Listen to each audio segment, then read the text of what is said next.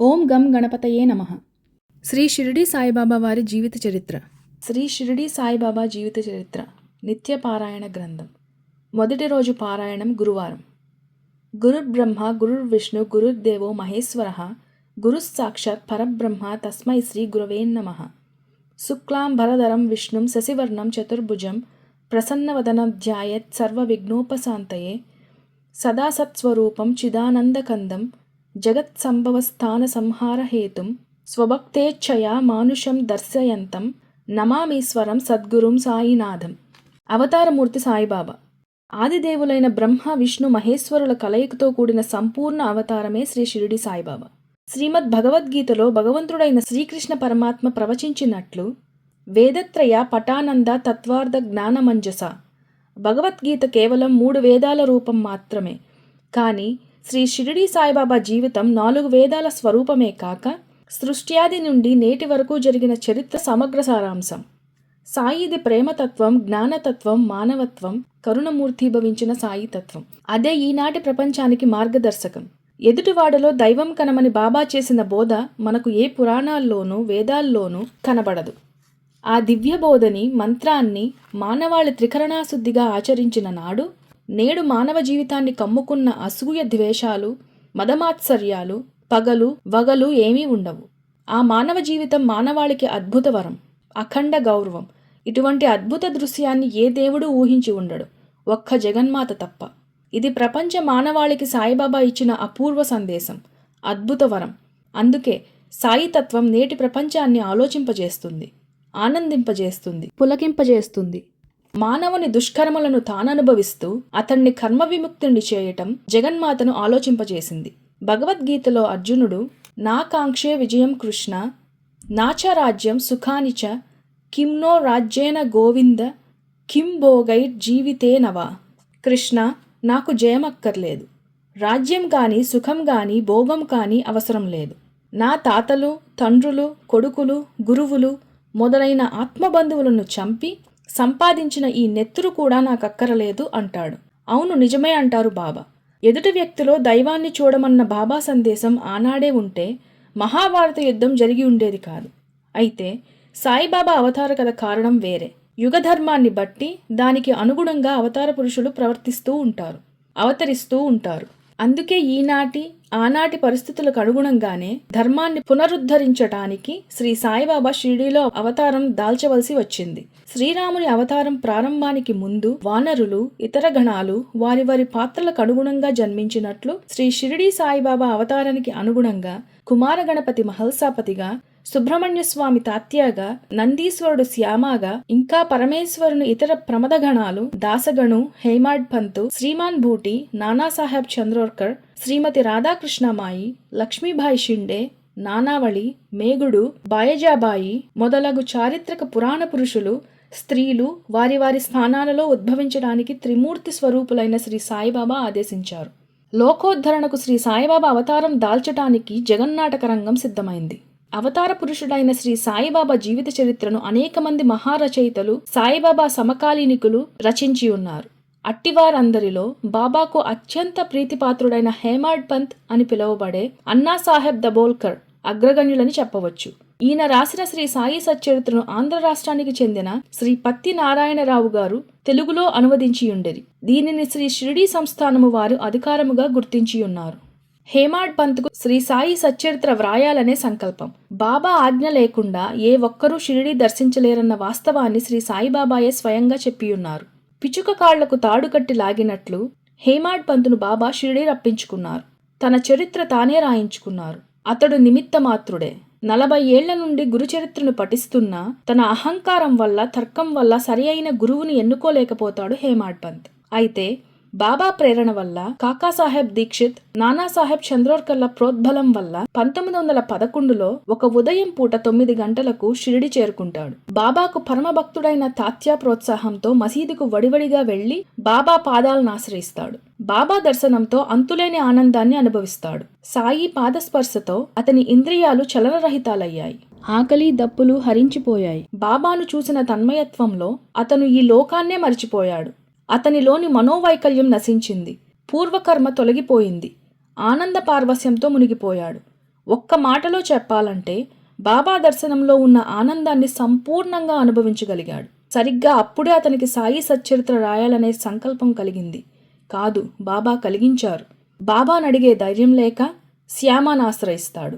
మసీదులో భక్తులెవరూ లేని సమయం చూసి శ్యామ బాబాతో, దేవా, మీ సచ్చరిత్ర రాయాలని అన్నాసాహెబ్ అనుకుంటున్నాడు అని చెప్పగా, అన్నం రొట్టె అడుక్కు తినే బికారిని, బిచ్చగాడిని నా చరిత్ర రాయటమేమిటని? అలా అనకండి. మీ అద్భుత లీలలను సంపూర్ణంగా తెలుసుకునే అవకాశం భక్తులకు కల్పించండి. మమ్మల్ని ధన్యుల్ని చేయండి. హేమాడ్ పంతును చరితార్థుణ్ణి చేయండి. అతన్ని ఆశీర్వదించండి, అనుగ్రహించండి అని వినయపూర్వకంగా అర్థిస్తాడు. భక్తులపై అపార అనుగ్రహం కల బాబా చిరునవ్వుతో సమ్మతిస్తారు. హేమాడ్ పంత్ శిరస్సుపై దక్షిణహస్తాన్ని పెట్టి విభూతి ప్రసాదాన్నిచ్చి అతన్ని ఆశీర్వదిస్తారు. ఆ విధంగా హేమాడ్ పంత్ శ్రీ సాయి సచ్చరిత్రను కావ్య రూపంలో 52 అధ్యాయాలుగా రచించి చరితార్థుడయ్యాడు. హేమాడ్ పంత్ మొట్టమొదట సాయిబాబాను సందర్శించినప్పుడు గోధుమలు విసురుచుండిన ఒక వింత యోగిగా అభివర్ణిస్తాడు. కానీ రాను రాను బాబాతో సాన్నిహిత్యం పెరిగిన కొలది బాబా భగవంతుడనియు సాక్షాత్ పరబ్రహ్మ స్వరూపుడని తెలుసుకుంటాడు. సాయిని సద్గురువుగా స్వీకరిస్తాడు. సాయిబాబా గోధుమలను పిండిగా విసురుటలో పరమార్థం. హేమాడ్ పంత్ 1910లో మొదటిసారిగా సాయిని దర్శించినప్పుడు బాబా గోధుమలు విసురుచుండిరి. నేలపై గోనె సంచి పరిచి దానిపై తిరగలి ఉంచి కఫినీ చేతులు పైకి మడుచుకొని చేతిలో పిడికెడు చొప్పున గోధుమలు తీసుకుని తిరగలిలో పోస్తూ వాటిని బాబా విసురసాగారు. అయితే బాబా అలా గోధుమలు ఎందుకు విసురుతున్నారో హేమాడ్ పంత్కు అర్థం కాలేదు. ఇదే సంగతి షిరిడీ గ్రామస్తులకు కూడా అంతుపట్టలేదు. క్షణాలలో బాబా గోధుమలు విసురుచున్న వార్త షిరిడీ అంతటా ప్రాకిపోయింది. షిరిడీలోని ఆబాల గోపాలం బాబా చేస్తున్న ఈ వింత చర్య చూచుటకు బాబా వద్ద గుమిగూడుతారు. ఇంతలో 4 స్త్రీలు గబగబా మసీదు మెట్లెక్కి బాబాను పక్కకు జరిపి గోధుమలు వారే విసరటం ప్రారంభిస్తారు. బాబా ఈ చర్యకు మొదట కోపించినను వారి ప్రేమకు భక్తికి సంతసించి వారికి అభ్యంతరం చెప్పలేదు. అయితే వారు గోధుమలు విసరటం పూర్తయిన తర్వాత భిక్షాటనము చేసి జీవించు బాబాకు, పిల్లా జల్లా లేని బాబాకు ఈ పిండి అవసరం ఉండదని ఎంచి ఆ పిండి 4 భాగాలుగా చేసి తమలో తాము పంచుకోసాగారు. అయితే అంతవరకు శాంతంగా ఉన్న బాబా వారిని పెద్దగా తిట్టుచూ, ఓ వనితలారా, ఎవడబ్బ సొమ్మని ఈ పిండిని దొంగలించుచున్నారు? పంచుకోవటం ఆపి ఆ మొత్తం గోధుమ పిండి ఊరి సరిహద్దులపై చల్లండి అని ఆదేశిస్తారు. ఆ స్త్రీలు మారు మాట్లాడకుండా బాబా చెప్పిన విధంగా ఆ పిండిని చల్లుతారు. అప్పటికి కాని విషయాన్ని అర్థం చేసుకున్న షిరిడీ గ్రామ ప్రజలు షిరిడీలో కలరా వ్యాధి విపరీతంగా ఉన్నదనియు దానిని శాంతింపజేయటానికి బాబా ఆ విధంగా చేశారని హేమాడ్ పంత్కు చెబుతారు. ఇది అంతయు హేమాడ్ పంత్కు ఆశ్చర్యాన్ని, ఆనందాన్ని కలుగజేస్తుంది. బాబా దయార్ద్ర హృదయానికి, ఈ ఊరి ప్రజలపై ఆయనకున్న ప్రేమాభిమానాలకు మనసులోనే అంజలి ఘటిస్తాడు. సాయిబాబా షిరిడీ యందు 60 సంవత్సరాలు నివసించారు. ఈ కాలం అంతయు వారు తిరగలిని విసురుచూనేయుండిరి. అయితే విసురునది గోధుమలు కాదు, భక్తుల పాపాలను, వారి మనోవిచారాలను. తిరగలి యొక్క క్రింది రాయి కర్మ, మీది రాయి భక్తి. చేతిలో పట్టుకున్న పిడి జ్ఞానము. జ్ఞానోదయమునకు గాని ఆత్మ సాక్షాత్కారమునకు గాని మొట్టమొదట కోరికలను తుడిచివేయవలయును. అటు పిమ్మట త్రిగుణరాహిత్యము పొందవలెను. అహంకారమును చంపుకోవలయును. తిరుగలిపిడి అనుడు జ్ఞానమును గట్టిగా పట్టుకొని ప్రపంచపు విషయ వాసనలతో నలిగిపోనవసరం లేదని పరోక్షంగా బాబా చేసిన బోధ హేమాడ్ పంత్ అర్థం చేసుకుంటాడు. అన్నా సాహెబ్ను హేమాడ్ పంత్గా పిలుచుటలో అంతరార్థం. బాబా హేమాడ్ పంత్ అన్న బిరుదును తనకెందుకు తగిలించారో అన్నా సాహెబ్కు అర్థం కాలేదు. ఎంతో ప్రేమగా ముద్దుగా తనను అలా పిలుస్తున్నారని భావిస్తాడు అన్నా సాహెబ్. అసలు హేమాడ్ పంత్ యాదవరాజుల ముఖ్యమంత్రి, గొప్ప పండితుడు, మోఢే భాషను కనిపెట్టిన మేధావి. అన్నాసాహెబ్ అంతటి వాడిని తలచి సాయిబాబా తన సచ్చరిత్రను రాయటానికి అతన్ని ఎన్నుకున్నారు. అతనిలో అహంకారాన్ని, తర్కధోరణిని అణిచివేసి తనకు సర్వస్వ శరణాగతి అయ్యేలా చేసుకున్నారు. అందుకే హేమాడ్ పంత్ అని ముద్దుగా పిలిచేవారు. ఒకసారి గురువు యొక్క అవసరాన్ని గురించి హేమాడ్ పంత్కు బాబాసాహెబ్ భాటేకు వాడాలో విపరీతమైన వాగ్వివాదం జరుగుతుంది. అహంకారి మెజిస్ట్రేట్ అయిన హేమాడ్ పంత్ జ్ఞాన సాధనలో పైకి వచ్చే వారికి గురువు అవసరం లేదంటాడు. ఆత్మగౌరవంతో, స్వయం కృషితో ఎవరికీ లొంగకుండా ఎవరి కర్మల్ని వారే ఆచరిస్తూ ఉన్నప్పుడు గురువుతో అవసరం లేదనేది హేమాడ్ పంత్ వాదన. ఎంత తెలివితేటలున్నా, జ్ఞాన సంపదలున్నా అవి సద్గురువు ఆశీస్సులు లేనిదే రాణించవని భాటే అభిప్రాయం. అయితే 5వ తరగతి వరకే చదువుకొని స్వశక్తితో మెజిస్ట్రేట్ అయిన హేమాడ్ పంత్కు ఆత్మవిశ్వాసం మెండు. అహంకారం అంతకంటే ఎక్కువ. అందుకే అతను బాటే వాదనను తిరస్కరిస్తాడు. సర్వజ్ఞుడైన బాబా ఈ సంగతి గ్రహించి దీక్షిత్తును పిలిచి ఈ తగువ విషయం ప్రస్తావిస్తారు. అప్పుడు అక్కడే ఉన్న హేమాడ్ పంత్ మసీదుకు ఎంతో దూరంలో ఉన్న వాడాలో జరిగిన ఈ వివాదం బాబాకు తెలిసినందుకు ఆశ్చర్యపోతాడు. బాబా సర్వజ్ఞతకు దిగ్భ్రాంతి చెందుతాడు. తనను అణుకువగా ఉంచాలనే, తన అహంకారాన్ని అణచాలనే తనకు బాబా హేమాడ్ పంత్ బిరుదు తగిలించారని అన్నాసాహెబ్ భావిస్తాడు. ఎవరో కాకాసాహెబ్ దీక్షిత్ని ప్రయాణం ఎక్కడికి అని ప్రశ్నించగా బాబా చాలా పైకి అంటారు. మార్గమేది అని బాబాను ప్రశ్నించగా దానికి బాబా, అక్కడకు పోవుటకు అనేక మార్గాలు కలవు. షిరిడీ నుండి కూడా ఒక మార్గం కలదు. అయితే మార్గం చాలా ప్రమాదకరమైనది. దారిలో పులులు, తోడేళ్లు ఇంకా అనేక క్రూర మృగాలు ఇబ్బంది పెడతాయి. సద్గురువు వెంట ఉన్నచో ఏ కష్టమూ లేకుండా దాన్ని చేరుకోవచ్చు అని అంటారు. తాను వాదించిన గురువు యొక్క ఆవశ్యకతకు ఇదియే తగిన సమాధానమని హేమాడ్ పంత్ ఎంతో సంతోషిస్తాడు. అయితే హేమాడ్ పంత్ బాబాను 1910లో సందర్శించిన 1917లో రాధాబాయి దేశ్ముఖ్ కథ వినేటంతటి వరకు అతనిలోని అహంకారం పూర్తిగా నశించలేదు. రామాయణ గాథ ఉన్నంతకాలం వాల్మీకి మహర్షి ప్రజల నోళ్లలో నానుతూనే ఉంటాడు. అలాగే సాయి నామం ఉన్నంతకాలం హేమాడ్ పంత్ ప్రజల హృదయాలలో చిరస్థాయిగా నిలుస్తారు. మత సామరస్యాన్ని బోధించిన బాబా. సాయిబాబా మత సమన్వయాన్ని బోధించి అప్పటి వరకు లోకంలో నడుస్తున్న భక్తి, కర్మ, జ్ఞాన మార్గాలు మూడింటిని మేళవించి ఒకే మార్గంలో అవి ఆచరించటం సామాన్య మానవులకు కూడా సాధ్యమేనని నిరూపించి చూపారు. మంత్రతంత్రాలకు, పూజా విధానాలకు ప్రాధాన్యత ఇవ్వలేదు. సాయి పూజల పేరుతో ఉపవాసాల తంతును విరమింపజేయడమే కాక నిషిద్ధమైన ఉల్లిపాయల్ని కూడా తినిపించారు. తిథి, వార, నక్షత్రాలకు, ఆచార్య వ్యవహారాలకు బాబా ఏ విధమైన ప్రాధాన్యత ఇవ్వలేదు. భక్తి, ప్రేమ మార్గాలను ప్రోత్సహించారు. గురు శిష్య సంబంధాన్ని, ధ్యాన సాధనా ప్రాధాన్యాన్ని బాగా బోధించారు. కర్మఫలంతో బాధను అనుభవిస్తున్న మానవాళి కష్టాలను స్వయంగా తానే స్వీకరించి వాళ్లను బంధ విముక్తుల్ని చేస్తారు. తన చూపుతో, స్పర్శతో, ఊదితో వాళ్ల కర్మఫలాల్ని తొలగించి వాళ్లకు తరుణోపాయం అందించేవారు. బాబాకు శిష్యులు లేరు, కేవలం అనుచరులు మాత్రమే ఉన్నారు. భక్తులున్నారు. నిజం చెప్పాలంటే బాబాను మొదటి నుంచి త్రికరణాశుద్ధిగా నమ్మింది, దేవునిగా కొలిచింది మహల్సాపతి ఒక్కడే. దాసగణు, నానాసాహెబ్ చంద్రోర్కర్లు ఆయన తరువాతనే వచ్చారు. బాబా మహల్సాపతికి ఆత్మజ్ఞానాన్ని ప్రసాదిస్తారు. ముక్తారాం అనే బాబా అనుచరుడు బాబా కూర్చున్న గద్దె మీద కూర్చుంటే క్రింద నుంచి అతనికి సూదులు గుర్చుకొని రక్తం స్రవించి 8 రోజుల్లోనే క్షమాపణ చెప్పుకొని మరణిస్తాడు.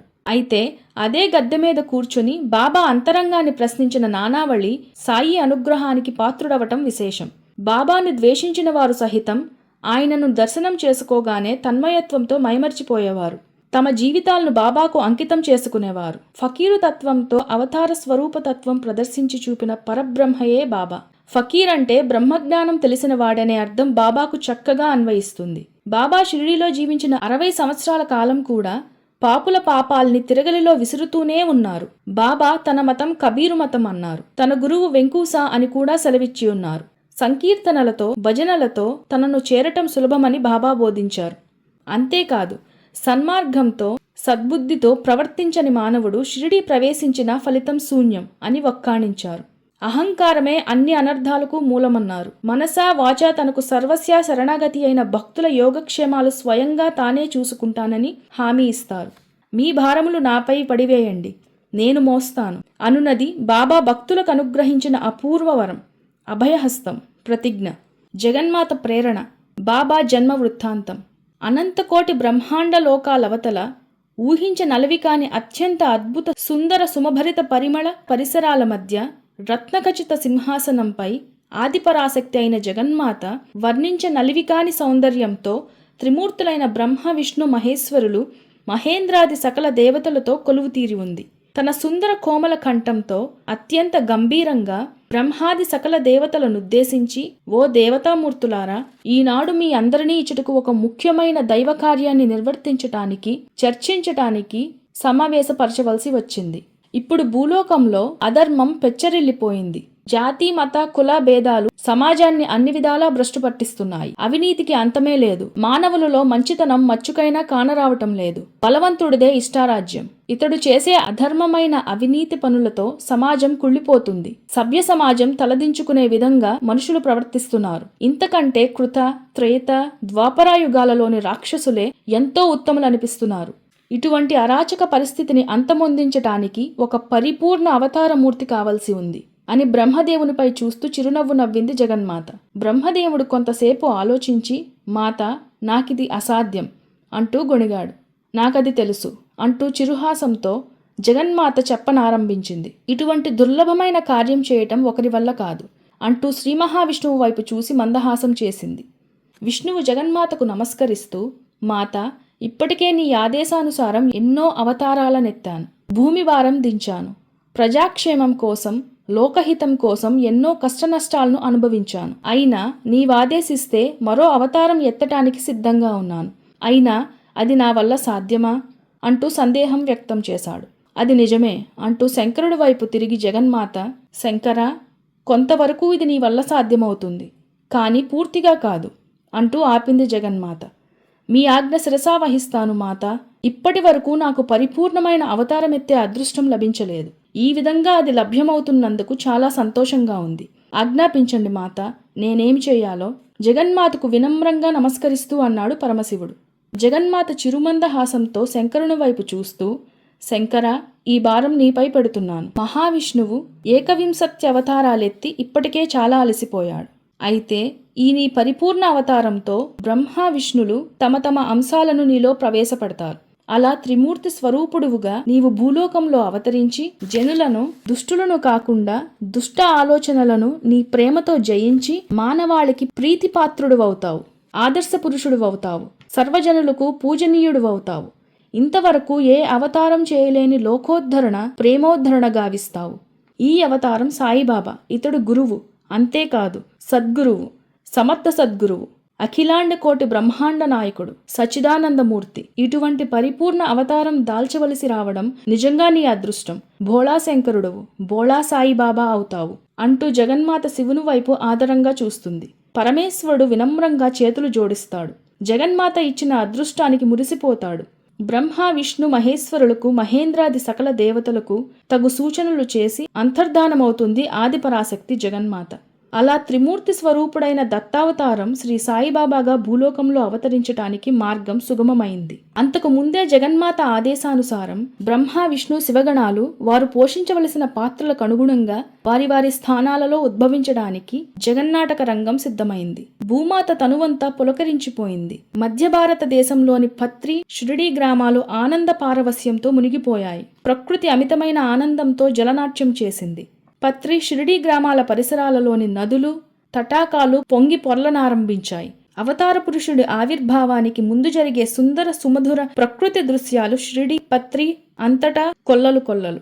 కైలాసం చేరిన పరమశివుడు తన అవతార తత్వాన్ని పార్వతీదేవికి వివరించాడు. అయితే గౌరీమాత తను కూడా శివునితో పాటు భూలోకంలో అవతరిస్తానంటుంది. కానీ సాయి తత్వాన్ని శివుడు పార్వతికి వివరించి ఆ ఆలోచన నుండి ఆమెను విరమింపజేస్తాడు. అయితే ఇప్పుడు మీరు ఎవరి గర్భాన ఉదయించబోతున్నారు తెలుసుకోవచ్చా? నవ్వుతూ అంటుంది పార్వతీమాత. ఒక్కసారి భూలోకం వైపు చూశాడు పరమశివుడు. అది పత్రి గ్రామం. కర్మభూమి అయిన పవిత్ర భారతదేశంలో ఒక కుగ్రామం. ప్రశాంత ఆహ్లాద వాతావరణంలో పచ్చపచ్చని చెట్టు చేమలతో, నదీ నదాలతో పవిత్రత ఉట్టిపడుతున్న సుందర గ్రామం. అటువంటి కుగ్రామంలో గంగాభవాజ్యుడు, దేవగిరియమ్మ పవిత్ర జీవితం గడుపుతున్న సద్బ్రాహ్మణ దంపతులు. పార్వతీ పరమేశ్వరులను మనసారా ఆరాధించి అతి సామాన్యమైన జీవితం గడుపుతున్న నిస్వార్థ శివభక్తులు. సంతాన భాగ్యానికి నోచుకోలేకపోవటం వారి దురదృష్టం. అటువంటి పుణ్య దంపతుల వైపు చూస్తూ, దేవి, అర్థమైందా అంటూ పార్వతీ వైపు నవ్వుతూ క్రీగంట చూశాడు పరమేశ్వరుడు. మాతకు అంతా అర్థమైంది. సంతోషం, శుభమస్తు అంటూ చిరునవ్వు నవ్వింది. ఆ రోజే ఒంటరిగా ఉన్న దేవగిరి అమ్మకు పార్వతీ పరమేశ్వరులు ప్రత్యక్షమయ్యారు. ఆమెకు సంతానాన్ని అనుగ్రహిస్తూ 3వ గర్భంలో తాను అవతరిస్తానని దేవగిరి అమ్మకు వరమిస్తాడు పరమశివుడు. యదా యదా హి ధర్మస్య గ్లానిర్భవతి భారత్ అభ్యుత్థానమధర్మస్య తదాత్మానాం సృజామ్యహం పరిత్రాణాయ సాధూనాం వినాశాయ చ దుష్కృతాం ధర్మ సంస్థాపనార్థాయ సంభవామి యుగే యుగే అయితే ఇక్కడ దుష్టులను కాకుండా దుష్ట తలంపులను అంతమొందించడానికి సాయిబాబా అవతరించారని మనం గ్రహించాలి యుగధర్మాన్ని బట్టి. ఆ రోజు రానే వచ్చింది. అది 1838 సంవత్సరం సెప్టెంబర్ నెల 28వ తేదీ. ఉదయం సంధ్యవేళ బాలబానుని లేలేత కిరణాలు ప్రకృతిని పరవశింపజేస్తున్నాయి. ఆకాశంలో ముక్కోటి దేవతలు ఆనంద తాండవం చేస్తున్నారు. సన్నాయి రాగాలతో ఆ ప్రాంతమంతా సకల దేవతల భక్తి భజనలతో నృత్యం చేస్తోంది. నిండు చూలాలు దేవగిరియమ్మ అమ్మా అంటూ గావుకేక పెట్టింది. అంతే, అవతారమూర్తి ఉదయ సంధ్య వేళ దేవగిరియమ్మ గర్భాన 3వ సంతానంగా ఉదయించాడు. భూమాత అవతారమూర్తి స్పర్శతో పులకరించింది. సకల దేవతలు అవతార పురుషునికి నీరాజనమర్పించారు. ఆకాశం నుంచి పూలవర్షం కురిపించారు. ఆ విధంగా తనకు జన్మించిన పురాణ పురుషుని ఆనందంగా హృదయానికి హత్తుకుంది దేవగిరియమ్మ. మానవ చరిత్రలో మరో మహత్తర ఘట్టానికి అంకురార్పణ జరిగింది. చిద్విలాసంగా చిరునవ్వులు చిందిస్తున్న అవతార పురుషుడైన ఆ పసిబాలును చూసి దేవగిరియమ్మ తన ప్రసవ వేదన అంతా మర్చిపోయింది. సాక్షాత్తు పరమశివుడు తనకు పుత్రుడిగా జన్మించినందుకు తన అదృష్టానికి మురిసిపోయింది. తన జన్మ చరితార్థమైనట్లు ఆనందించింది. కానీ విధి విచిత్రం, గంగా భవాజ్యుడికి పరమశివుడు పుత్రునిగా జన్మించినందుకు ఏమాత్రం సంతోషంగా లేదు. ఈ విధంగా బాలునిగా కాకుండా పరమశివుడు నిజస్వరూపాన్ని ప్రత్యక్షంగా చూడాలన్నదే అతని జీవిత లక్ష్యం. ఎవరి పిచ్చి వారికి ఆనందం. అందుకే పరమశివుని దర్శనం కోసం తపస్సు చేయాలని అతను నిశ్చయించుకుంటాడు. ఆ పసిబాలుని అలా వదిలిపెట్టి నిర్జన ప్రదేశాలకు బయలుదేరుతాడు గంగా భవాజ్యుడు. భర్తతో పాటే ఆ బాలుని ఎత్తుకుని అరణ్యాలకు బయలుదేరుతుంది దేవగిరియమ్మ. భయంకర కీకారణ్యాల గుండా వాళ్లు సాగిపోయారు. కొన్ని రోజుల తర్వాత పతివ్రత అయిన దేవగిరియమ్మ భర్త ఆజ్ఞలకు ఎదురు చెప్పలేక పాలుగారుతున్న ఆ పసిబాలుని ఆ నిర్జన ప్రదేశంలో, ఆ భయంకర కీకారణ్యంలో ఒక చెట్టు క్రింద వదిలిపెట్టి పరమశివుడిపై భారం వేసి గుండె రాయి చేసుకుని విషన్న హృదయంతో విడవలేక భర్తతో సాగిపోసాగింది ఆ మహారణ్యంలోకి. అయితే జగన్నాటక సూత్రధారి ఆదేశానుసారంగా సరిగ్గా అదే సమయంలో రోషన్ షా అనే ఫకీరు, ఆయన భార్య అక్కడకు వచ్చి దేదీప్యమానంగా వెలిగిపోతూ ముద్దులు మూటగడుతున్న ఆ పసిబాలుణ్ణి చూస్తారు. సంతానం లేని తమకు అల్లాయే ఈ విధంగా అనుగ్రహించాడని మురిసిపోతారు. ఆనందంలో ఆ పసివానిని అక్కున చేర్చుకొని ముద్దుల వర్షం కురిపిస్తారు. తమతో పాటు ఆ పసిబాలుణ్ణి తీసుకువెళతారు. ఇదంతా దగ్గరలోనే ఉండి చూస్తున్న దేవగిరియమ్మ పరమశివుని అద్భుత లీలలకు ఆశ్చర్యపడుతుంది. లేకుంటే ఆ భయంకర కీకారణ్యంలో ఈ అద్భుతం జరగటమేమిటి? మనస్సులోనే ఆ ఫకీరు దంపతులకు నమస్కారం చేసుకుంది. పరమేశ్వరుని మనసారా ధ్యానించుకుంది. రోషన్ షా దంపతులు కనుమరుగయ్యే వరకు ఆ బాలుని వంక అలా చూస్తూనే ఉండిపోయింది. సాయి మాత ఆ దేవగిరియమ్మ. రోషన్ షా దంపతులు నిజంగా చాలా అదృష్టవంతులు. వ్రేపల్లెలో శ్రీకృష్ణుని పెంచిన నంద యశోదలు ఎంత పుణ్యాత్ములో రోషన్ షా దంపతులు కూడా అంతటి పుణ్యాత్ములనే చెప్పవచ్చు. ఆ బాలుని ముద్దు మురుపాలతో 4 సంవత్సరాలు అలవోకగా గడిచిపోతాయి. కానీ విధి బలీయమైనది. అకస్మాత్తుగా అంతు తెలియని వ్యాధితో రోషన్ షా మరణిస్తాడు. దానితో ఆ బాలుని పెంచే భారమంతా అతని భార్యపై పడుతుంది. ఆ పసిబాలుడు ఆ తల్లికి అనేక సమస్యలు సృష్టిస్తాడు. 4 సంవత్సరాల ఆ పసిబాలుడు కాసేపు అల్లాయని, మరి కాసేపు రామకృష్ణ అని బిగ్గరగా స్మరిస్తూ ఉండేవాడు. ఆ వింత పోకడలకు ఆ ఊరిలోని ఇరుమతాల వారు ఫకీరు భార్యకు ఫిర్యాదు చేసేవారు. కానీ ఆమె అంతా అల్లాపై భారం వేసి రోజులు వెళ్లదీయసాగింది. చివరకు ఈ గొడవలు భరించలేక ఆ ఊరికి దగ్గరలోనే ఉన్న వెంకూసాదాస్ అనే ఒక సాధువుకు ఈ బాలును అప్పగించాలని నిర్ణయించుకుంటుంది. సాయిబాబా సద్గురువు వెంకూసా చరిత్ర. షిరిడీ సాయిబాబా లాంటి సద్గురువుకే గురువైన ఈ వెంకూసా ఎవరు? ఎక్కడివాడు? అతని పుట్టు పూర్వత్రాలేమిటి? మహారాష్ట్రలోని జాంబువని అనే గ్రామంలో కేశవరావు అనే సద్బ్రాహ్మణుడు ఉండేవాడు. వీరు తిరుపతి శ్రీ వెంకటేశ్వర స్వామికి భక్తులు. సంతానం లేకపోవటం వలన దంపతులిద్దరూ శ్రీ వెంకటేశ్వర స్వామిని అమితంగా ప్రార్థించేవారు. శ్రీ వెంకటేశ్వరుని వరం ప్రకారం వారికి కాశీలో అనేక పుణ్యకార్యాలు చేసిన రామానంద యోగి కుమారుడుగా జన్మిస్తాడు. అతనికి గోపాలరావు అని పేరు పెట్టి సకల విద్యలు నేర్పించి తగిన కన్యను ఇచ్చి యుక్త వయసులో వివాహం జరిపిస్తారు. ఎంతో శక్తియుక్తిపరుడైన గోపాలరావు తన బలపరాక్రమాలచే పీష్వాలను మెప్పించి జంతూరు అనే పరగణాన్ని జాగేరుగా పొందుతాడు. ఆ తరువాత సేలు అనే గ్రామానికి తన మకాం మార్చి ఆ గ్రామ అభివృద్ధికి ఎంతో కారకుడవుతాడు. తను ఎంత సంపాదించినా తన కుటుంబ ఉన్నతికి కారణమైన శ్రీ వెంకటేశ్వర స్వామిని ఎప్పటికీ మరువలేదు. ఎంతో ఉన్నతంగా ఆధ్యాత్మిక జీవితం గడుపుతూ ఉండగా ఒకసారి అనుకోని పరిస్థితులలో ఒక స్త్రీ నగ్నంగా స్నానం చేస్తుండగా చూసి మనసు చెలించగా అతని మనోవికారానికి కారణమైన తన 2 కళ్లను సూదులతో గుచ్చుకొని కంటిచూపు పోగొట్టుకుంటాడు. తిరిగి శ్రీ వెంకటేశ్వర స్వామి అపూర్వ కృపా కటాక్ష వీక్షణలతో కోల్పోయిన చూపును తిరిగి పొంది పవిత్ర జీవితం గడపసాగాడు. వెంకూసా దాసుగా పేరు పొంది కాలక్రమేణా వెంకూసా పేరుతో స్థిరపడతాడు. అనేక తీర్థయాత్రలు చేసుకుంటున్న వెంకూసాను ఒకరోజు ఒక దర్గాలో, నీవు కారణజన్ముడువు, త్వరలో మానవ అవతారం దాల్చిన అల్లా నీ శిష్యుడుగా రాబోతున్నాడు, త్వరగా వెళ్ళి అతన్ని కలుసుకో, అతను పెరిగి పెద్దవాడై జగద్గురువు కాగలడు అన్న మాటలు వినిపిస్తాయి. వెంటనే వెంకూసా తన గ్రామమైన సేలు చేరుకుంటాడు. అప్పటికే అక్కడకు చేరుకున్న రోషన్ షా భార్య ఆ 5 ఏళ్ల బాలుడిని వెంకూసాకు అప్పజెప్తుంది. వెంకూసా ఆ బాలునికి అంత చిన్న వయసులోనే ఆధ్యాత్మిక విషయాలు అనేకం నేర్పించడం జరిగింది. దైవాంశ సంభూతుడైన ఆ బాలునిపై తనకు తెలియకుండానే అపరిమితమైన ప్రేమాభిమానాలను పెంచుకున్నాడు వెంకూసా. సహజంగానే ఇది తోటి విద్యార్థులకు ఆ బాలునిపై అసూయాద్వేషాలు మొలకెత్తటానికి దోహదపడ్డాయి. వెంకూసా ఆ బాలుణ్ణి అప్పుడప్పుడు విజ్ఞానం కోసం అనేక గ్రామాలు త్రిప్పుతూ ఉండేవాడు. ఆ కాలంలో ఆ విధంగా 1845లో మొట్టమొదటిసారిగా బాబా షిరిడీ గ్రామం వచ్చినట్లు, బాయాజాబాయి ఇంట్లో కొన్ని రోజులు భోజనం చేసినట్లు తెలుస్తున్నది. ఆ సమయంలో బాబా బాయాజాబాయికి బాగా దగ్గరై తరువాత కాలంలో అక్క అని ప్రేమను పెంచుకున్నారు, తల్లిగా ఆరాధించారు. వెంకూసా ఆ బాలునికి హిందూ ముస్లిం మతాల గురించి అనేక ఆసక్తికర విషయాలు విడమర్చి చెబుతూ ఉండేవాడు. అలాగే ఆ కాలంలో ఆయా మతాలలో ఉద్భవించిన మహనీయుల జీవిత విశేషాలను గురించి కూడా విపులంగా చెప్తూ ఉండేవాడు. అంతేకాదు, తనకు తెలిసిన అనేక మానవాతీత శక్తుల గురించి, దివ్య శక్తుల గురించి అనేక రహస్యాలు బోధించేవాడు. స్వయంగా ఆ బాలుని ఆలనా పాలన తనే చూసుకునేవాడు. ఆ విధంగా త్రిమూర్తి స్వరూపుడైన సాయిబాబాకు గురువుగా, తల్లిగా, తండ్రిగా సర్వస్వం తానే అయి వ్యవహరించిన వెంకూసా ధన్యజీవి. శ్రీరాముడికి విశ్వామిత్రుడిలా, శ్రీకృష్ణ పరమాత్మకు సాందీపుడులా సాయికి వెంకూసా సద్గురువుగా ధన్యజీవి అయ్యాడు. ఇలా 16 సంవత్సరాల చిరువయసులోనే అనేక దివ్యశక్తుల్ని నేర్చుకుంటారు బాబా. అయితే అసూయాగ్రస్తులైన తోటి విద్యార్థులు, వెంకూసా వారసులు ఆ బాలుని అంతమొందించడానికి విఫలయత్నం చేస్తారు. ఆ ప్రయత్నంలోనే నిద్రపోతున్న ఆ బాలునిపై ఒక పెద్ద ఇటుకురాయిని వేసి తల బ్రద్దలు కొట్టడానికి ప్రయత్నిస్తాడు వెంకూసా బంధువు ఒకడు. అయితే అనుక్షణం అప్రమత్తంగా ఉన్న వెంకూసా దానికి అడ్డుపడడంతో వెంకూసా తలకు బలమైన గాయం అవుతుంది.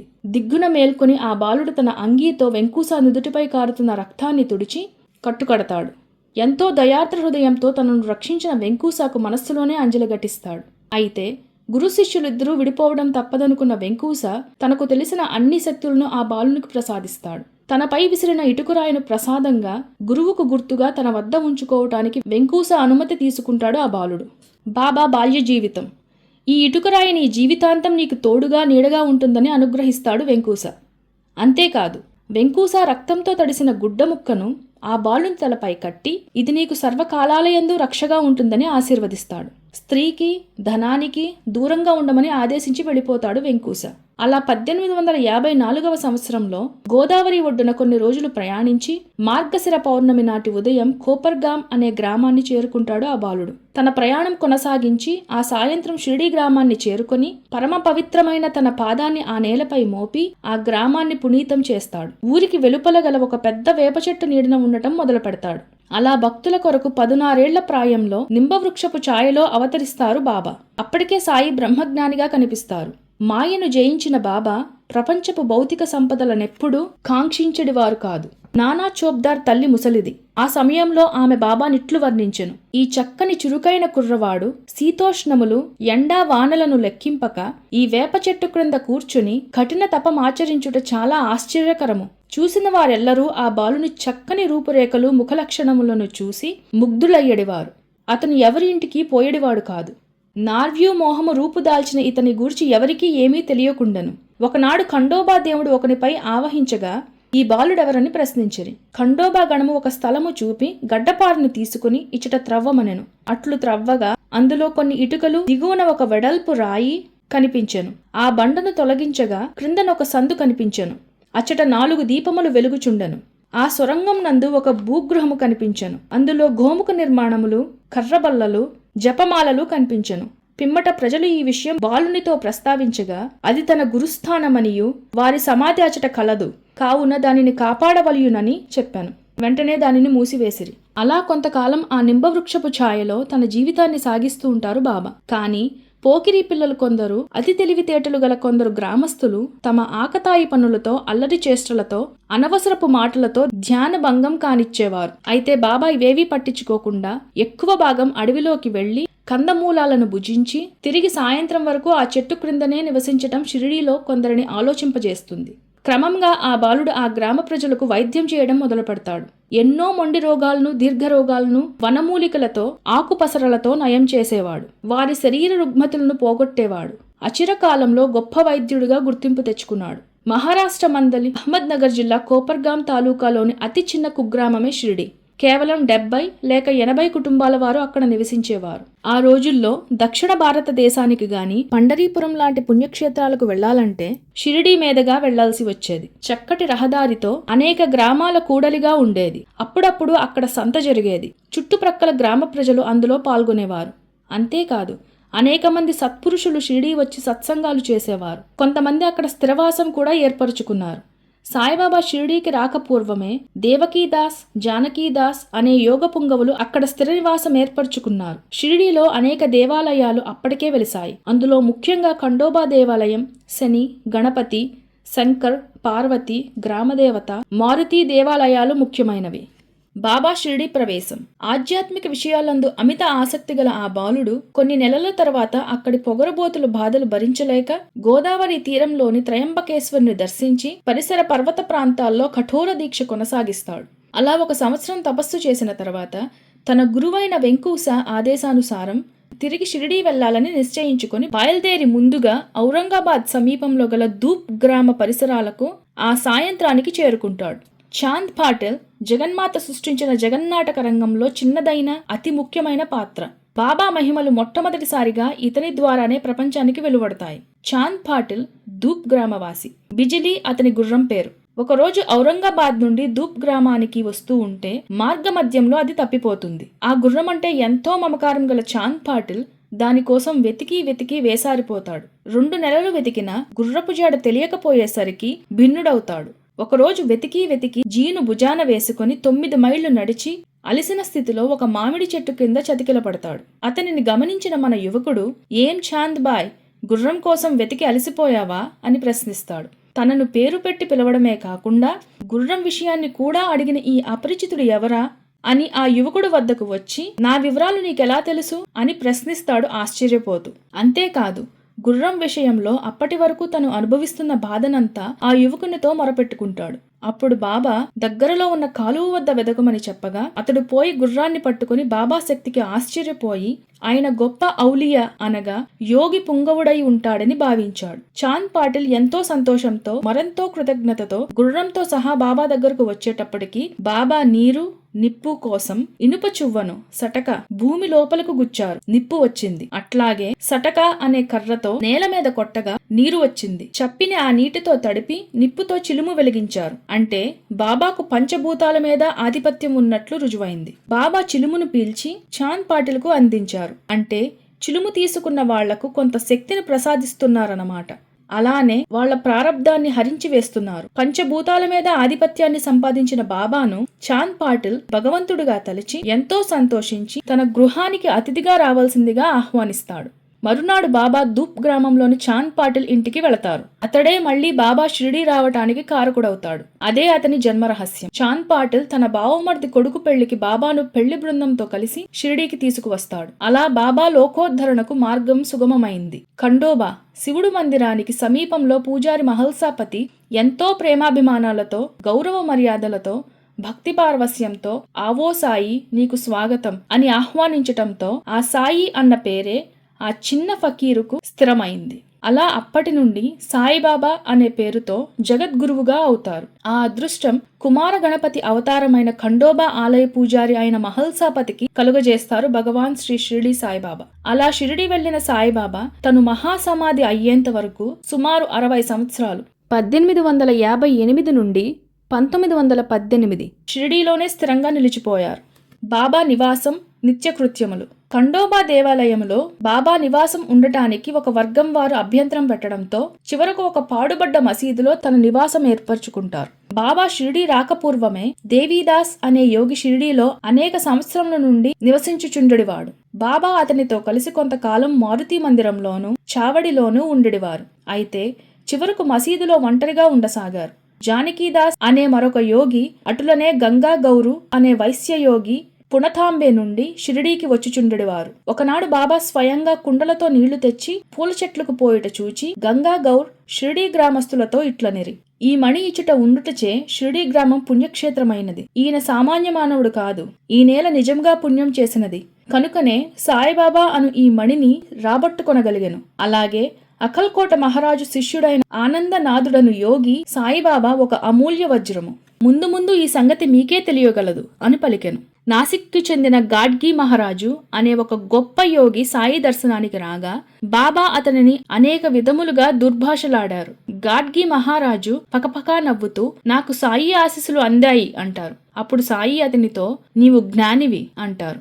ఎవరి దర్శనానికి వెళ్ళని గజానన్ మహారాజ్ షిరిడీ వచ్చి మసీదు బయట కూర్చుంటే సాయి కనీసం అతని వైపు కన్నెత్తి అయినా చూడలేదు, పలకరించలేదు. అయితే గజానన్ మహారాజు ఎటో చూస్తున్నప్పుడు సాయి అతని వైపు ప్రేమగా చూడటం, సాయి ఎటో చూస్తున్నప్పుడు గజానన్ సాయి వైపు భక్తిభావంగా చూడటం జరిగేది. ఎందరో మహాపురుషులు సాయిబాబా షిరిడీ వచ్చిన కొత్త రోజుల్లోనే ఆయన అవతారాన్ని గుర్తించారు, లోకానికి తెలియజేశారు. అయినా షిరిడీ గ్రామ ప్రజలు, లోకం కూడా బాబా షిరిడీ ప్రవేశించిన సుమారు 30 సంవత్సరాలకు గాని ఆ మహాపురుషుని గుర్తించలేకపోయింది. కపట గురువు కళ్ళు తెరిపించిన బాబా. ఇటువంటి పరిస్థితులలో జవహర్ ఆలీ అనే ఒక కపట గురువు రహతా వేం చేశాడు. అతను మహమ్మదీయ మతంలో ఖురాన్ మొదలగు పవిత్ర గ్రంథములను చక్కగా వల్లవేసినవాడు, మహాపండితుడు, స్ఫురద్రూపి, మంచి వాక్చాతుర్యం ఉన్నవాడు, అందగాడు. అందువల్ల అతడు రహతా గ్రామస్తులను ఇట్టే ఆకర్షించాడు. ఆ ఊరి ప్రజలు కూడా మొదట్లో అతనిని ఎంతో గౌరవంగా చూసుకునేవారు. ఆ గౌరవాన్ని తనకు అనుకూలంగా మలుచుకుని వారి సహాయంతో వీరభద్ర మందిరంకు దగ్గరగా ఈద్గాహ్ ఈయన గోడను నిర్మించటానికి పూనుకుంటాడు. ఈద్గాహ్ అంటే మహమ్మదీయులు అల్లాని ప్రార్థించుకోవటానికి ఉపయోగించుకునే గోడ. అయితే ఈ విషయంలో గ్రామస్తులకు జవహర్ ఆలీకి పెద్ద ఘర్షణ జరుగుగా అతను రహతా నుంచి పారిపోయి షిరిడీ గ్రామం చేరుకుంటాడు. అక్కడ బాబాతో చేరి బాబాతో పాటు మసీదులో ఉండటం మొదలు పెడతాడు.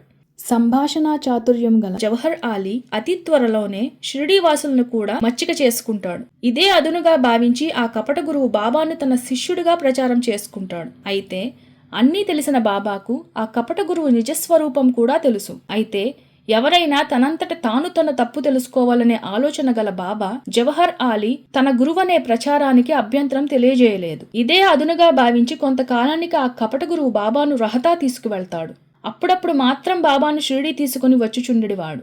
అయితే సాయిని అపరిమితంగా ప్రేమించిన సాయి భక్తులకు ఇది ఏమాత్రం రుచించలేదు. వారు ఆగ్రహోదగ్రులై రహతాలో ఈద్గాహ్ వద్దకు వచ్చి ఆ కపట గురువు జవహర్ ఆలీతో ఘర్షణ పడి తిరిగి బాబాను షిరిడీ రమ్మంటారు. అయితే బాబా జవహర్ ఆలీ ముక్కోపి అని తనను ఎట్టి పరిస్థితుల్లో విడిచిపెట్టడని చెబుతారు. చివరకు ఇహ లాభం లేదనుకుని జవహర్ ఆలీ బాబాతో సహా షిరిడీ రావడం జరుగుతుంది. అయితే జవహర్ ఆలీ బాబాతో కలిసి మసీదులో ఉండటం షిరిడీ వాసులకు ఏమాత్రం ఇష్టం లేదు. అందువలన వారందరూ తాత్యా పాటిల్, కాశీనాథ్ షిండే నాయకత్వంలో ఊరేగింపుగా బయలుదేరి మహాజ్ఞాని యోగి పుంగవుడైన దేవీదాస్తో జవహర్ ఆలీ కబంధ హస్తాల నుండి బాబాను కాపాడమని మొరపెట్టుకుంటారు.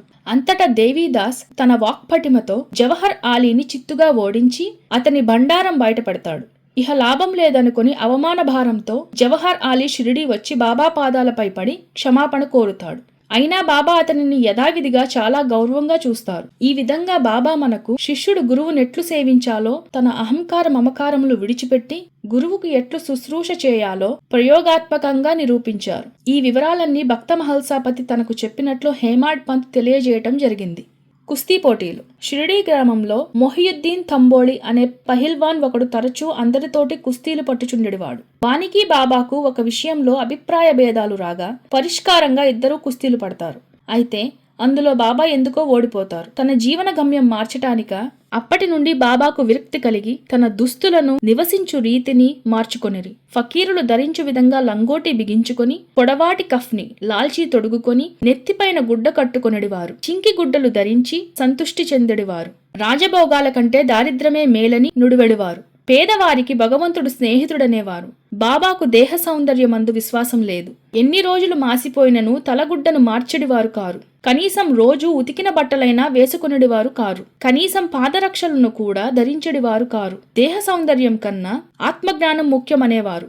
అచ్చం ఫకీరులో దర్శనమిచ్చేవారు. దినమంతయు గోనెగుడ్డపైనే కూర్చునేవారు. దునికెదురుగా దక్షిణాభిముఖంగా కూర్చొని చలి కాచుకునేవారు. మానవునిలోని అహంకారాన్ని, అజ్ఞానాన్ని ఆ దుని కాలుస్తుందనేవారు. అల్లా మాలిక్, అల్లా బల్లా కరేగా అని తరచూ అనేవారు. భక్తితో భజనలు, పాటలు పాడేవారు. కాళ్లకు గజ్జలు కట్టుకుని ఆనంద తాండవం చేసేవారు. షిరిడీవాసుల ఇళ్లకు వెల్లడివారు కారు. ఎవరితోనూ ఎక్కువగా మాట్లాడేవారు కారు. అడిగిన దానికి మాత్రమే సమాధానమిచ్చడివారు.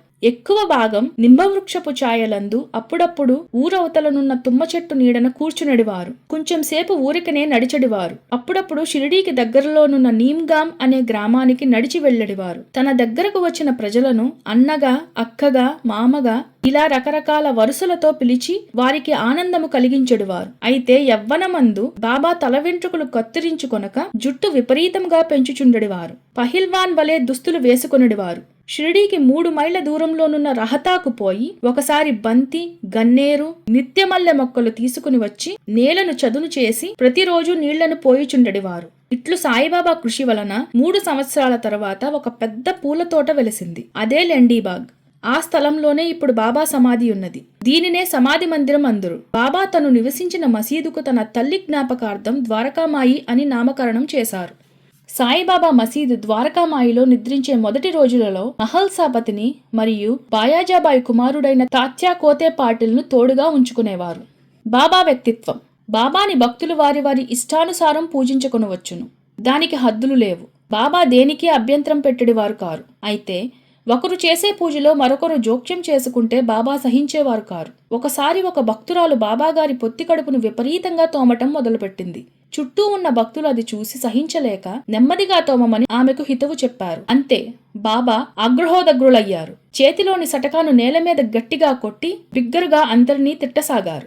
చివరకు తనంతట తానే శాంతించి భక్తులను అనుగ్రహించారు. ఈ విధంగా బాబా తనకు చేసే పూజలో, సేవలో పరుల జోక్యాన్ని నిరసించారు. శ్రీరామకృష్ణ పరమహంసకు శిష్యులు లేనట్లే బాబాకు కూడా శిష్యులు లేరు. అందరూ అనుచరులే. అయితే అందులో ఆధ్యాత్మికంగా చూస్తే మహల్సాపతి ముఖ్య అనుచరుడనే చెప్పాలి. దాసగను, నానాసాహెబ్ చంద్రోర్కర్లు కూడా ఆ తరువాత తరగతి క్రిందకే వస్తారు. మొత్తం 60 సంవత్సరాల సేవలో బాబా మహల్సాపతికి ఇచ్చింది కేవలం 3 రూపాయలు మాత్రమే. అయితే బాబా మహల్సాపతికి తన ఆధ్యాత్మిక సంపదను, ఆత్మనిధిని ఇచ్చి అనుగ్రహించారు. ముక్తారాం అనే సాయి భక్తుడు తనే సాయికి నిజమైన వారసుండని బాబా ఆసనంలో కూర్చుంటే క్రింద నుంచి అతనికి సూదులు గుచ్చుకుని రక్తం స్రవించి బాబాకు క్షమాపణ చెప్పుకుని 8 రోజుల్లోనే ప్రాణాలు విడిచాడు. బాబా నీమ్గాం సందర్శించినప్పుడు అక్కడ తనకిష్టుడైన బాబాసాహెబ్ త్రబకే బాడేంగలే అనునతని ఇంటికి వెళ్లడివారు. అతని సోదరుడే నానాసాహెబ్. అతనికి 2 భార్యలున్నను సంతానం కలుగలేదు. అందువలన బాబాసాహెబ్, నానాసాహెబ్ సోదరులిద్దరూ సంతానం కోసం బాబాను ప్రార్థిస్తారు. ప్రసన్నుడైన బాబా నానాసాహెబ్కు పుత్ర సంతానాన్ని అనుగ్రహిస్తారు. ఆ రోజు నుంచి షిరిడీ గ్రామ ప్రజలకు మరియు చుట్టుప్రక్కల గ్రామ ప్రజలకు బాబాపై విశ్వాసం పెరిగిపోయింది. అతనిని దైవాంశ సంభూతుడిగా ఆరాధించడం మొదలుపెట్టారు. అలా అచిరకాలంలోనే బాబా పేరు చుట్టుప్రక్కన గల గ్రామాలకే కాకుండా మహారాష్ట్రతో సహా ఉత్తర భారతదేశమంతా వ్యాపించటం మొదలుపెట్టింది. అనేక మంది భక్తులు బాబాను దర్శించటానికి షిరిడీ గ్రామం రావటం మొదలుపెట్టారు. నానాసాహెబ్ చంద్రోర్కర్, కేశవ చిదంబర్ మొదలగు ప్రభుత్వ అధికారులు సైతం షిరిడీ వచ్చి బాబాను ఆశ్రయించటం మొదలుపెట్టారు. అయినప్పటికీ బాబా పాడుబడ్డ ఆ మసీదులో కేవలం 2 గదులలోనే నివసించేవారు. ఫకీరు వేషధారణ, తరచూ అల్లా మాలిక్ అనడం, సర్వరోగాలు అల్లాయే నయం చేస్తున్నాడు అనటం వలన సాయిబాబా ముస్లిం అని చాలా మంది భక్తులు అనుకునేవారు. అయితే బాబాకు ఇవన్నీ అల్ప విషయాలు. ఆ రోజులలో అనేక మంది యోగులు, సిద్ధ పురుషులు బాబాను దర్శించేవారు. తను మహోన్నత యోగి అయినప్పటికీ బాబా వారినెప్పుడూ కించపరచలేదు, హేళన చేయలేదు. తనతో సమానంగా చూసుకునేవారు. వారిని ఆప్యాయంగా ఆదరించేవారు, చర్చలు జరిపేవారు. అట్టి వారిలో లోకోత్తర పురుషుడైన మెహర్ బాబా ఒకరు. ఆయన శిష్య సమేతంగా బాబాను దర్శించి బాబా ఔన్నత్యాన్ని లోకానికి చాటి చెప్పారు. బాబా జగద్గురువని నొక్కి వక్కాణించారు. అలాగే దునీవాలా దాదా ప్రథమ శిష్యుడైన చోటే దాదా అనే సిద్ధపురుషుడు కూడా బాబా దర్శనం చేసుకున్నట్లు తెలుస్తున్నది. ఇలా అనేక మంది యోగులు, సిద్ధులు బాబా ఒక అమూల్య రత్నమని, మణిదీపమని, సాక్షాత్తు సద్గురువని నొక్కి వక్కాణించారు. ఒకసారి అకల్కోట మహారాజ్ శిష్యుడైన బాయి కృష్ణాజీ ఆలీబాగ్కర్ కు మహారాజ్ స్వప్నంలో కనిపించి, నీవు షిరిడీ వెళ్ళు, నేను ప్రస్తుతం సాయిబాబా రూపంలో అక్కడనే నివసిస్తున్నాను అని చెప్పిరి. అంతటా అతడు షిరిడీ వచ్చి భక్తి ప్రపత్తులతో బాబాను పూజించి అక్కడ 6 మాసాలుండి పాదుకలు చేయిస్తాడు. 1912 శ్రావణ మాసంలో ఒక శుభదినమున బాబా ఆదేశానుసారం బాబా ప్రప్రథంగా షిరిడీ ప్రవేశించిన వేప చెట్టు క్రింద తపస్సు చేసిన జ్ఞాపకార్థం ఆ పాదుకలు ఉపాసనీ బాబాచే ప్రతిష్ఠ చేయిస్తాడు. దానికి పూజ దాదా కేల్కర్, ఉపాసనీ బాబాలు శాస్త్రోక్తంగా చేస్తారు. దీక్షిత్యను బ్రాహ్మణుడు పాదుకల నిత్య పూజకు నియమింపబడతాడు. దీనిని పర్యవేక్షించే బాధ్యత భక్త సగుణమేర్ నాయకుకు అప్పగించబడింది. ఈ విధంగా 1912 సంవత్సరంలో బొంబాయి వాస్తవ్యుడైన డాక్టర్ రామారావు కొఠారే, బాయి కృష్ణాజీ ఆలీబాగ్కర్, సగుణమేర్ నాయక్ దీక్షితుల ఆలోచనలకు ఉపాసనీ బాబా నమూనాలో కొన్ని మార్పులు చేసి అందులో శంఖము చక్రము చేర్చి బాబా యోగ శక్తిని, వేప చెట్టు గొప్పతనము తెలుపు ఈ క్రింది శ్లోకమును కూడా చెక్కించిరి. సదానింబ వృక్షస్య మూలాదివాసాత్ సుధాశ్రావిణం తిక్తమశ్య ప్రియంతం తరుం కల్ప వృక్షాదికం సాధయంతం నమామీశ్వరం సద్గురుం సాయినాథం. బాబా ఈ పాదుకలు తాకి ఇవి భగవంతుని పాదుకలు అని నుడివెను. బాబా ఈ ఉత్సవమునకు 25 రూపాయలిచ్చిరి. ప్రస్తుతం శ్రీ సాయి సంస్థానము వారు నిత్య పూజా కార్యక్రమములు నిర్వహిస్తున్నారు. నీటి దీపాలు బాబా మహిమ. దీపాలు వెలిగించడమన్న బాబాకు ఎంతో ప్రీతి. బాబా ప్రతిరోజు మసీదులో దీపములు వెలిగించడివారు. దీనికోసం నూనె వర్తకులు తగినంత నూనెను ఇచ్చడివారు. అయితే కొంతకాలమైన పిమ్మట ఆ వ్యాపారస్తులకు బాబాకు నూనె ఇవ్వకూడదనే దుర్బుద్ధి పుడుతుంది. మసీదులో దీపాలు వెలిగించటమేమిటని కొంతమంది మహమ్మదీయ వర్తకులు కూడా నూనె ఇవ్వటం మానేస్తారు. అయినా బాబా చెలించలేదు. వాళ్ల అమాయకత్వానికి నవ్వుకున్నారు. అన్నింటికీ అల్లా మాలిక్ అనేవారు. వట్టి ప్రమిదలలో ఒత్తులను వేశారు. తమ రేకు డబ్బాల్లో మిగిలియున్న 2-3 చుక్కల నూనెలో నీటిని పోసి అన్నిటినీ కలియబెట్టి త్రాగారు. ఈ విధంగా ఈ నూనె డబ్బాలోని నూనె అవశేషాల్ని తన పవిత్ర లాలాజలంతో శుద్ధి చేసి మరలా నీటితో అన్ని ప్రమిదలను నింపివేశారు. ఆ విధంగా ప్రమిదలను నీటితో నింపి సాయి తన దివ్య హస్తాలతో వెలిగించగా ఆ దీపాలు దేదీప్యమానంగా వెలుగసాగాయి. దూరం నుంచి ఈ ఫకీరు ఏం చేస్తాడో నన్ను కనిపెడుతున్న ఆ నూనె వ్యాపారస్తులు ఈ వింత దృశ్యాన్ని చూసి ఆశ్చర్యపోతారు. గడగడా వణికిపోతారు. అలా వెలిగించిన ఆ దీపాలు తెల్లవార్లు వెలుగుతూనే ఉన్నాయి. తిమిర సంహారం చేస్తూనే ఉన్నాయి. నూనె వ్యాపారులు తాము చేసిన పనికి సిగ్గుపడ్డారు. క్షమించమని బాబా పాదాలపై పడి లెంపలు వేసుకుంటారు. కరుణార్థ హృదయుడైన బాబా వాళ్ళను క్షమిస్తారు. మరి ఎప్పుడూ ఇలా అజ్ఞానంగా ప్రవర్తించవద్దని మెత్తగా మందలిస్తారు. అలా నీటితో దివ్యలు వెలిగించిన బాబాకు శతసహస్ర వందనాలు. మొదటి రోజు పారాయణం సంపూర్ణం.